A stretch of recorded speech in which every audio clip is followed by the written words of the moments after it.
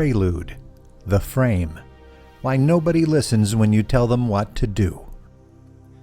Charlotte couldn't figure it out.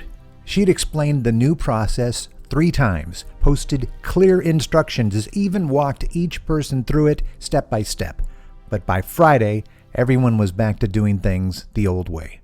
Down the hall, Preston got his whole team excited about an even bigger change in one conversation. No memos, no training sessions, just one conversation. What did Preston understand that Charlotte didn't? People hate being told what to think, but they love figuring things out for themselves. That's not just office politics. That's how every human brain works. Your teenager, your coworker, your boss, even you. Once you get this, everything changes. Prove this for yourself right now. Remember the last time someone gave you unsolicited advice about your diet or your career or how to raise your kids? Good advice, probably, maybe even advice you needed. What happened in your head? You felt your shoulders tense a bit. You started building a case for why your situation was different, why they didn't understand the whole picture, why their solution wouldn't work for you. That wasn't you being stubborn. That was your brain protecting itself. New ideas feel expensive. Your brain has to work harder to process them, update old patterns, and admit previous thinking might need adjustment. So, it resists. Not because the idea is bad, but because change requires cognitive energy your brain would rather save. But when you figure something out for yourself, when you connect the dots and feel that little spark of insight, your brain celebrates. It feels smart, it claims ownership, and it holds on to that discovery like treasure. That's adoption. Adoption is the most powerful force in human learning. Charlotte approached the process change like most of us do when we have the right answer.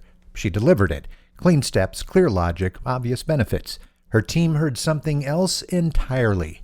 Their brains processed, "Here's another thing I have to remember. Another way I might mess up. Another process that sounds good in theory, but probably won't account for what actually happens in the field." That's biology at work, not defiance. Preston tried something different. Instead of announcing the solution, he started with a question. What's the most frustrating part of how we handle returns right now? His team started talking, sharing stories, building on each other's frustrations. The energy in the room shifted from compliance mode to problem-solving mode. Then Preston asked, What would it look like if we could eliminate that completely?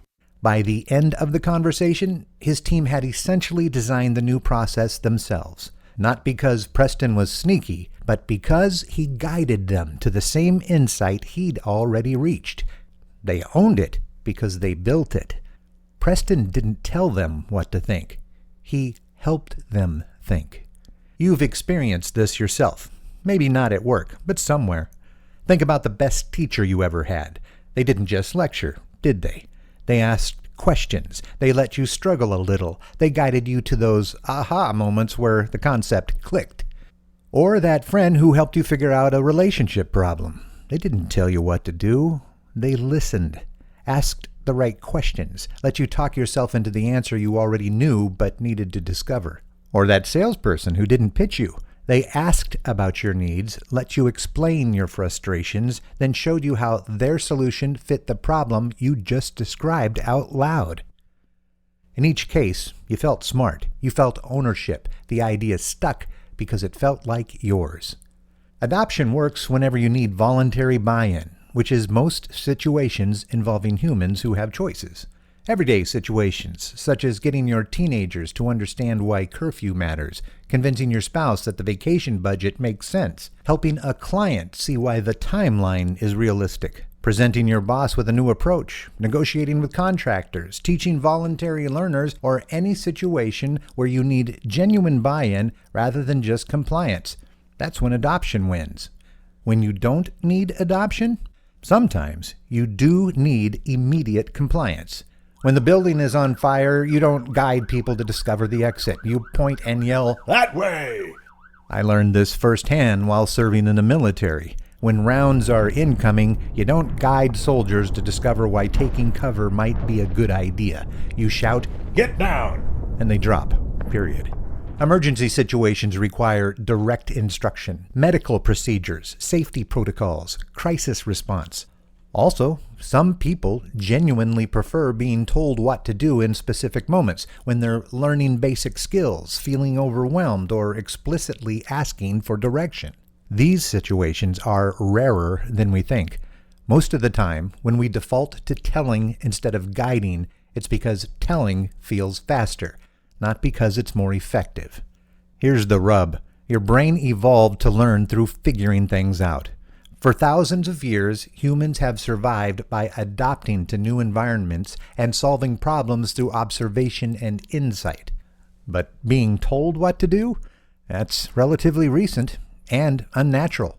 You've never been taught to think, only told to think, and typically what to think about. When you guide someone to discover your idea instead of delivering it directly, you're working with their biology. You're speaking their brain's native language. That is why adopted ideas stick. That's why told ideas fade. Next time you need someone to embrace a new idea, resist the urge to explain what they should do. Instead, help them see why they might want to do it. Ask questions that lead them toward your conclusion. Share observations that spark their curiosity. Create space for them to connect the dots themselves. Let them feel the satisfaction of figuring it out. When they arrive at your idea through their own thinking, they'll defend it like it was always theirs, because in their brain, it is. Charlotte figured this out eventually. Now her team doesn't just follow her processes, they improve them, they suggest refinements, they become advocates instead of compliance officers. Because she stopped telling them what to think and started helping them think. The death of being told what to think isn't just about workplace effectiveness. It's about respecting how humans actually learn, change, and grow. And once you start respecting that, everything gets easier. People stop resisting your ideas and start claiming them. That's not manipulation, that's preparation. And that's exactly how real influence works. Right now, something shifted in how you see influence. You recognized yourself in Charlotte's frustration. You felt the difference between Preston's approach and what you've been trying. You probably started thinking about where you could apply this tomorrow. That's adoption in action. You did much more than listen about the concept of invisible influence. You experienced it. Your brain claimed the insight as its own discovery. And what just happened wasn't accidental. The way I structured this chapter, the examples I chose, the questions I asked, all of it was designed to guide your brain toward ownership rather than resistance. Adoption versus force. Internalize versus memorize. Ownership versus compliance. That's invisible influence. Knowing that adaptation works and knowing how to engineer it consistently are very different things. Your brain, like every human brain, has specific patterns, predictable responses, and cognitive gates that either open or slam shut based on how you approach them. I use the word cognition throughout this book because thinking isn't mysterious. It's mechanical. Your brain follows discoverable patterns when it processes information, makes decisions, and grants permission to new ideas. Most professionals wing it. They hope their good ideas land. They add more facts when people seem unconvinced. They push harder when they feel resistance. But cognition operates on principles. My brain, your coworkers' brains, even the brains of those people you know who you're sure have no brain, are all basically the same and process information in the same basic way. When you understand those principles, influence becomes predictable, reliable, almost effortless.